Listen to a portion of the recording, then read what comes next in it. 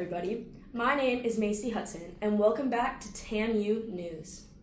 Today we'll be reporting about Houston, Texas, one of the most dynamic and fast-growing cities in this nation, but also one of the most flood-prone.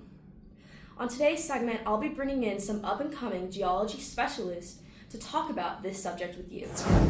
Over the last decade, residents of the Houston area have faced repeated disasters: hurricanes, tropical storms, extreme rainfall, and even statewide grid failures. And each time, one question keeps coming up: how do we keep Houston running when everything shuts down? Now, I'm going to introduce our first specialist of the night, our energy systems engineer, Alan. That's right, Macy. Houston is built on a flat coastal plain just 50 miles from the Gulf of Mexico. With over 7 million people, heavy industry, and miles of bayous, it only takes one major storm for water levels to rise fast and for power to go out even faster.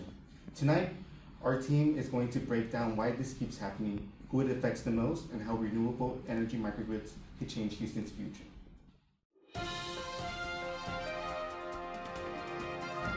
My name is Inesh, and I'm the Infrastructure Resilience Specialist.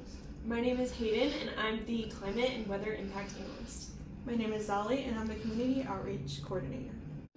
Houston already gets about 49 inches of rain per year, but during Hurricane Harvey in 2017, some parts of the city saw more than 50 inches of rain in just a few days. Homes filled like bathtubs, highways became rivers, and airports shut down. And 2 years later, Tropical Storm Imelda dumped up to 40 inches of rain, causing another wave of devastation. The problem isn't just how much rain Houston gets, it's where the rain goes. Because the city is so flat and over 40% of the ground is covered in concrete and impervious surfaces, runoff has nowhere to absorb.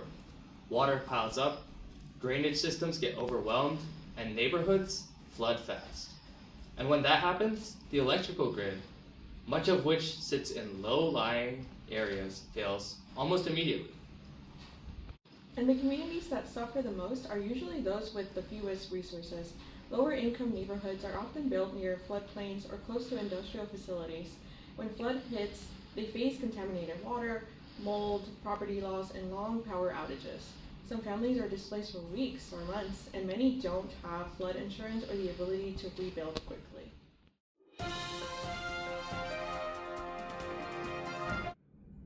Wow, weren't our experts just great? They sure were.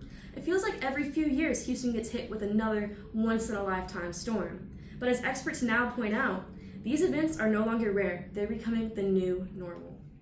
Exactly. As the city grows outwards, more land becomes paved and less water can soak into the soil. Then, add aging drainage pipes, overworked pumping stations, and electrical substations built right next to bayous. It's a recipe for repeated disaster. Simply put, Houston's landscape works against it, not with it.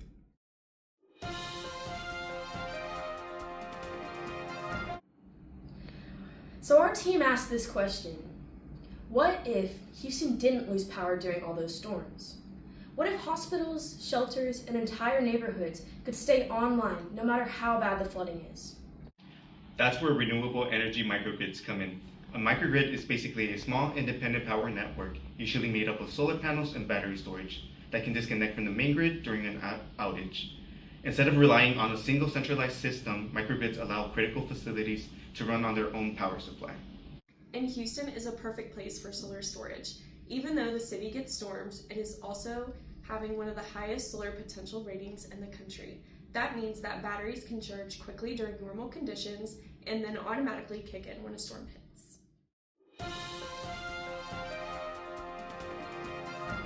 Our proposal starts with installing 3 pilot microgrids in some of Houston's most vulnerable areas. 1 hospital, 1 high school that doubles as an emergency shelter, and 1 community center. Each microgrid would have elevated solar arrays and waterproof battery enclosures, so even during chest-deep flood events, the power stays protected.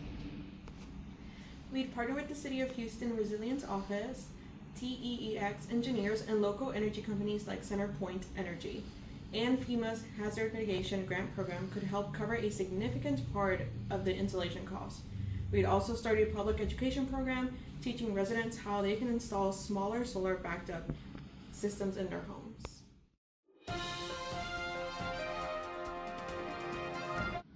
Microgrids have already proven successful in other flood-prone areas like Puerto Rico and Hoboken, New Jersey. Those places saw major improvements in recovery time after disasters. Houston has the industrial knowledge, workforce, and energy infrastructure to make this model even stronger. Plus, the alternative, doing nothing, has already cost billions of dollars and put countless lives at risk.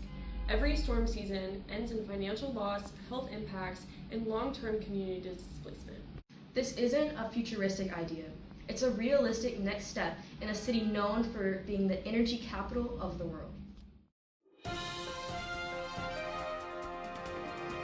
The biggest benefit is safety. When shelters and hospitals can stay powered through disasters, people don't lose access to medical care, refrigerated medicine, communication, or heat. It also protects vulnerable communities who traditionally experience the longest outages. And from an infrastructure perspective, microgrids reduce the strain on ERCOT, support faster recovery, and even lower long-term repair costs.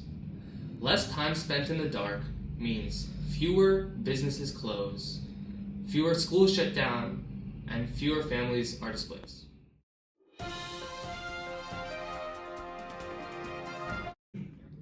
When we imagine Houston's future, we don't see a city overwhelmed by storms. We see a city that stands strong through them. A city powered by reliant systems.